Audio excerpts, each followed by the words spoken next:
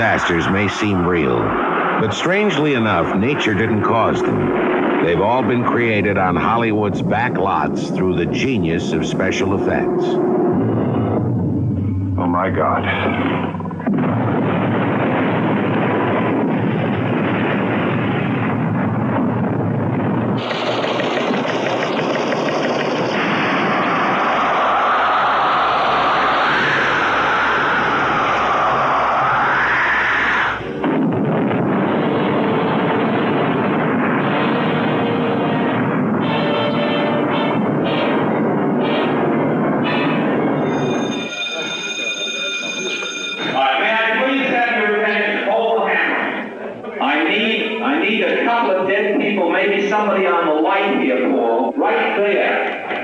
Hollywood's masters of special effects have no equals.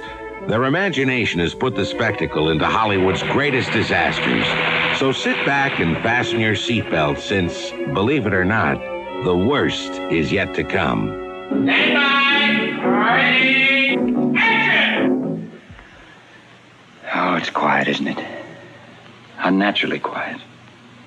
As though the whole world were standing still, listening, waiting for something to happen.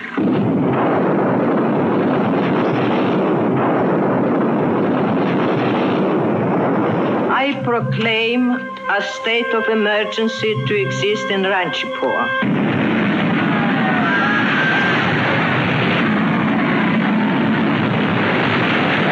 Iceberg, dead ahead, sir!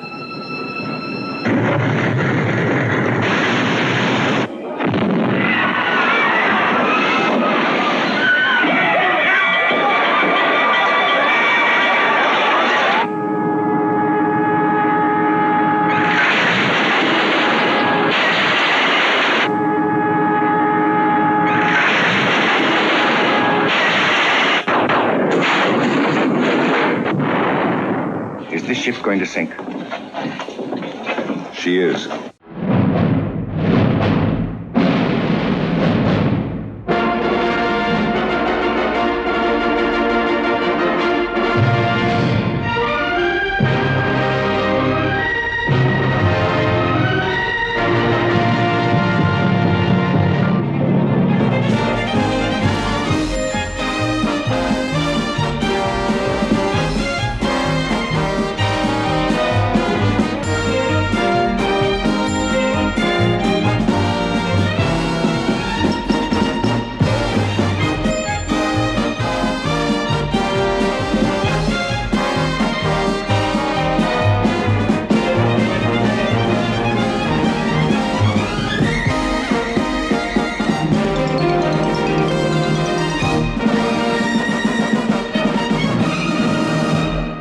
I'm convinced that these disasters are only a prelude, a smokescreen.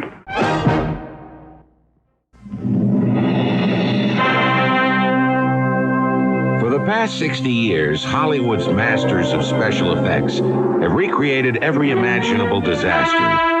In Dante's Inferno, the special effects men take us a step further by creating man's ultimate vision of disaster, hell itself.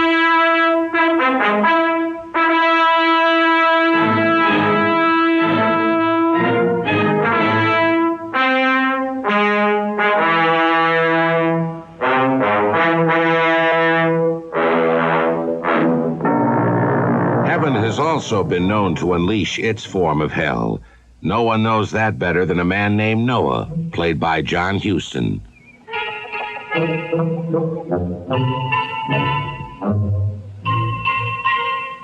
Noah.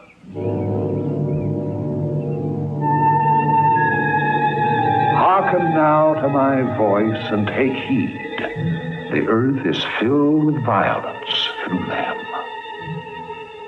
And behold, I will bring a flood of waters upon the earth to destroy all flesh, and everything that is in the earth shall die. For the first first time in thousands of years, an ark was built of gopher wood, and once again over 400 animal species were gathered together in pairs. There was only one difference. The biblical flood lasted 40 days and 40 nights, but to eliminate overtime, Hollywood's flood was filmed in 3 miraculous days. The Lord hath taken hold of the ends of the earth and shaken it.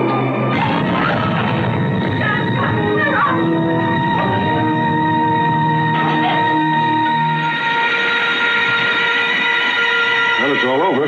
Nothing to worry about.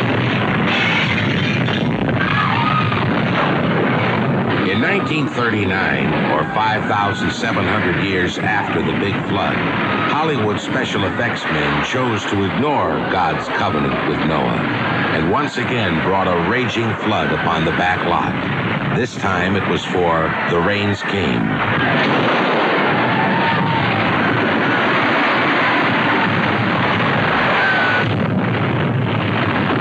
The doomed city of Ranchipur was built in miniature, if you can call an 18-acre set miniature.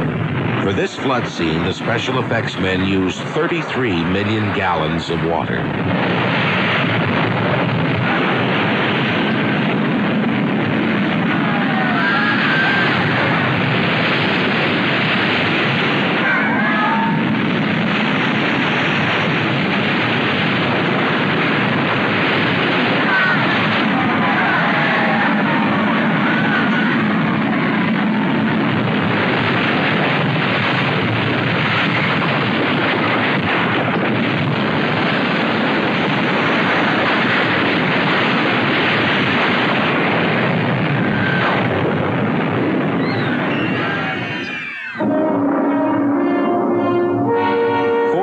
Miles away in the Sinai Desert, there's no fear of floods, but Hollywood special effects men are very resourceful, and in Suez they unleash a fierce sandstorm called a Simoon.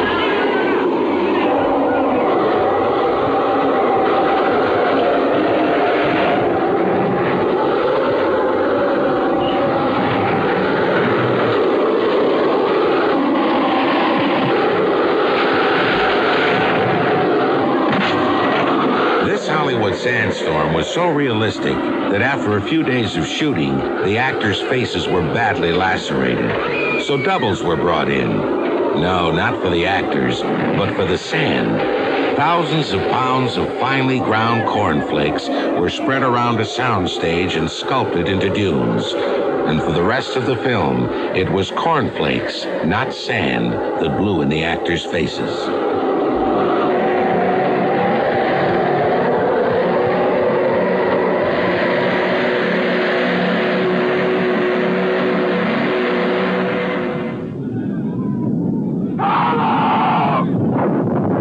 The making of Bird of Paradise with Jeff Chandler and Louis Jourdan was a monumental special effects achievement with a twist of irony.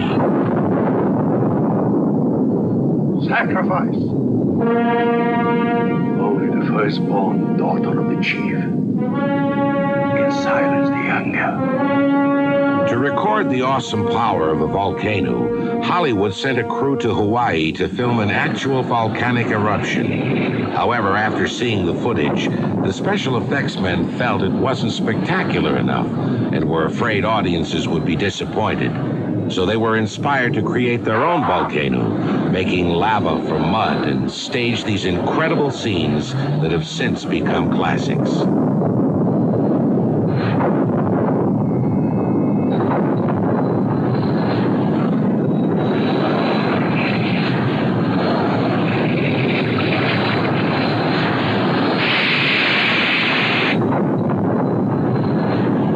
Iceberg, dead ahead, sir!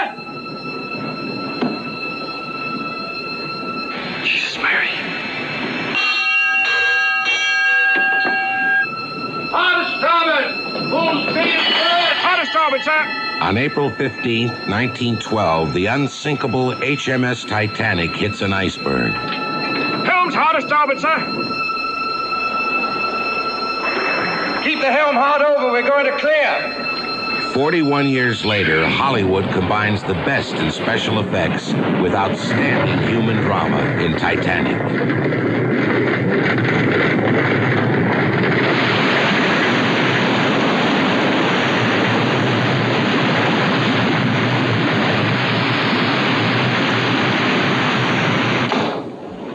Captain, I want to know exactly what's happened. There's been some underwater damage. You can trust me, Captain. Is this ship going to sink? She is.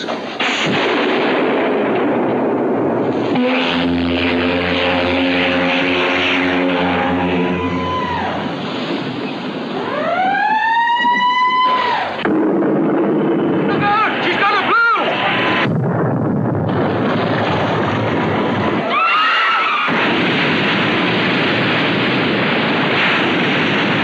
The water's near freezing. Move aft. Move. Officer, this boy's still aboard. Sorry, sir. All the lifeboats have gone. Well, Norman, I didn't count on this. Norman. Oh, my little boy.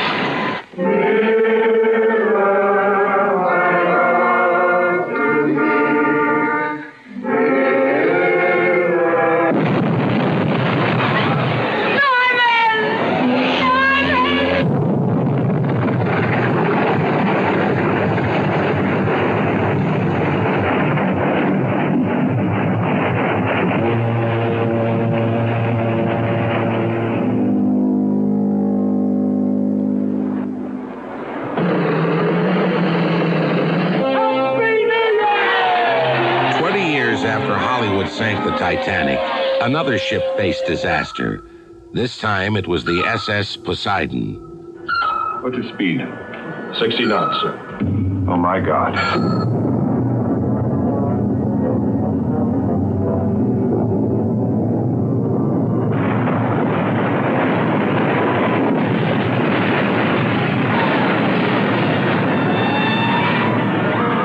Of special effects, this scene ranks among the best Hollywood has ever produced. To shoot it, a 30-foot section of the set was specially rigged to tilt 30 degrees, and cameras were positioned at predetermined angles to create what Irwin Allen calls movie magic. May we have a key light on Stella Stevens, please? Movie magic would not be possible without the stuntmen. Every stunt is carefully plotted and worked out between stunt coordinator Paul Stater and producer Allen, who directed all the action sequences. May I please have your attention? Hold the camera. I need a couple of dead people, maybe somebody on the light here, Paul. Right there. Yeah, a dead lady would be good. Would you raise your hand? Those that are going to get killed, raise your hand. So Yeah, let's make a rehearsal. You've all been marvelous. Just be patient a little while longer. I'll have you out in a minute. The safety of both cast and crew is of primary concern to Irwin Allen. Okay, so that no one is in danger. Is that right? That's the reason why I want Not one chance in 10 million. I don't think there's one chance in 10 million. You are now milling about and concerned. This set was used for both right side up and upside down sequences. The ceiling panels were carpeted on their reverse side, and the floor was decorated like the ceiling.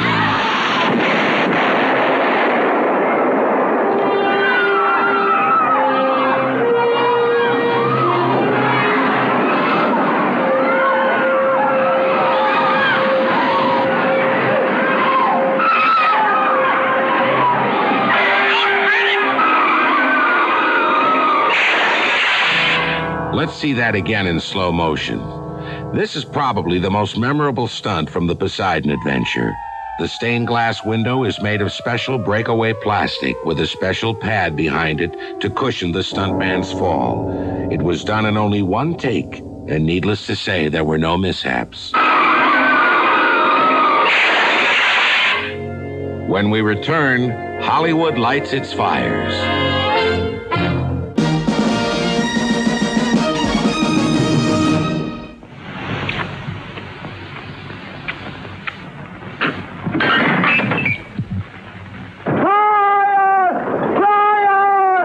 Ever since the O'Leary's cows started the Chicago Blaze in Old Chicago, Hollywood's fascination with fire has never stopped.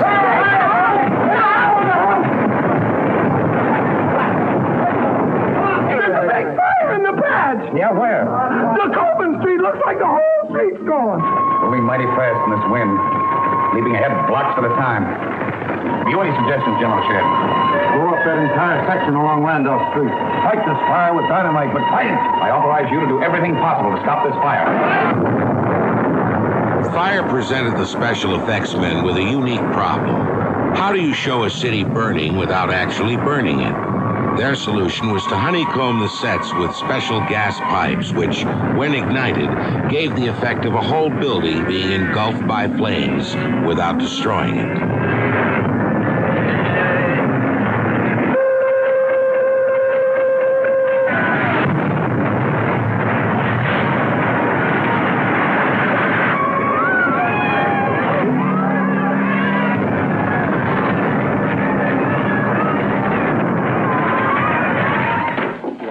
Smoke. Mr. Barnum! The place is on fire! Fire! The whole basement's in flames! Hold! In 1934, Hollywood's fire makers paid a terrifying visit to the Big Top in the mighty Barnum.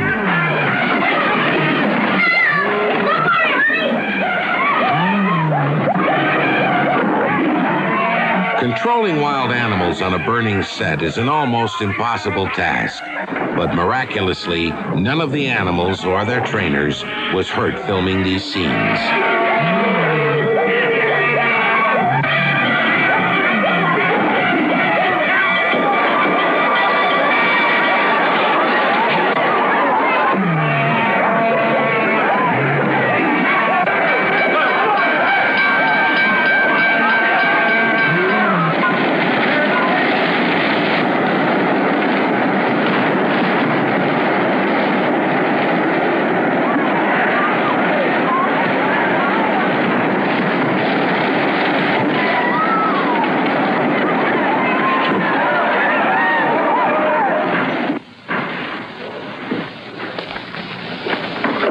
Hey, Madam Zora, how long will it take you to grow that beard again?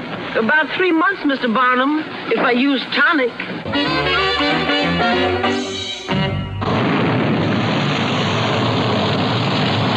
Come on, Cliff, you bust right through. What are you waiting for? Come on, let's go! Wait till the backdraft builds up. She'll bust right through, Cliff. I said wait.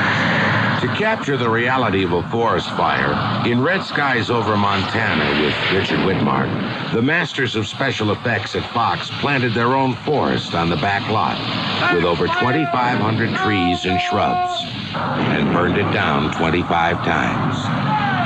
There are no visual gimmicks in these scenes. The actors actually work very close to the flames. In fact, the heat was so intense that Richard Widmark had his eyebrows singed off.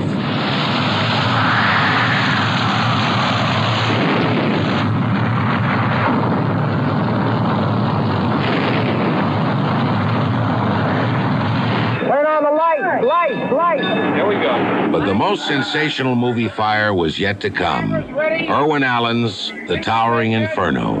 Ready? All right, go, Mac, go. The proper handling and control of fire was a crucial element in the making of The Towering Inferno. Even with all possible precautions, safety dictated that the stuntmen not burn for more than 30 seconds. All right, put him out. Go in and get him. Go get him.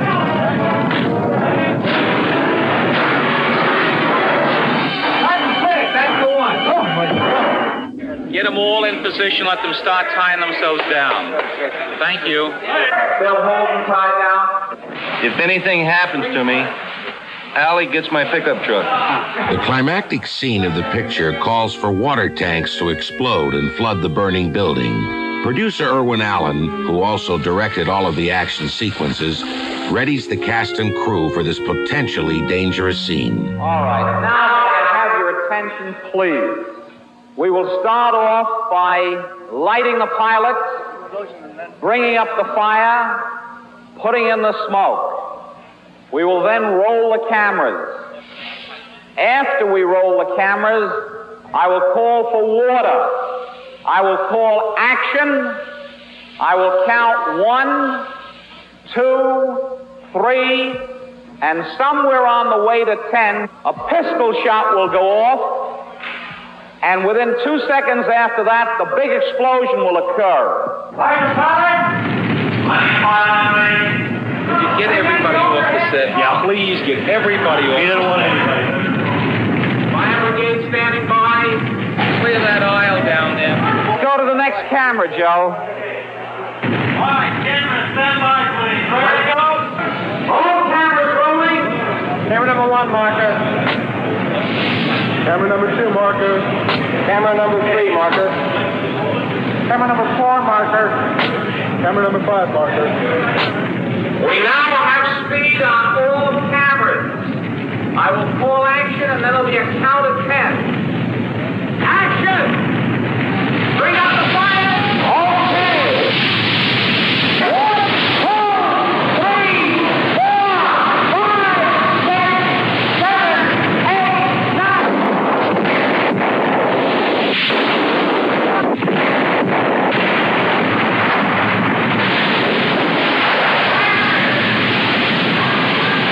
You are looking at almost 1 million gallons of water rushing by 5 cameras.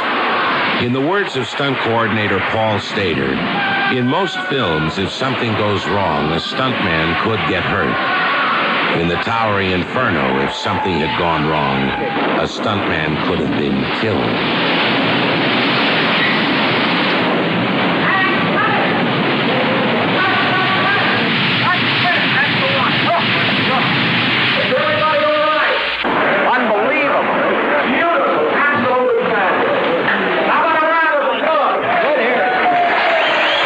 By the end of filming, only 2 of the original 57 sets were still intact, but not one stuntman or member of the cast was injured.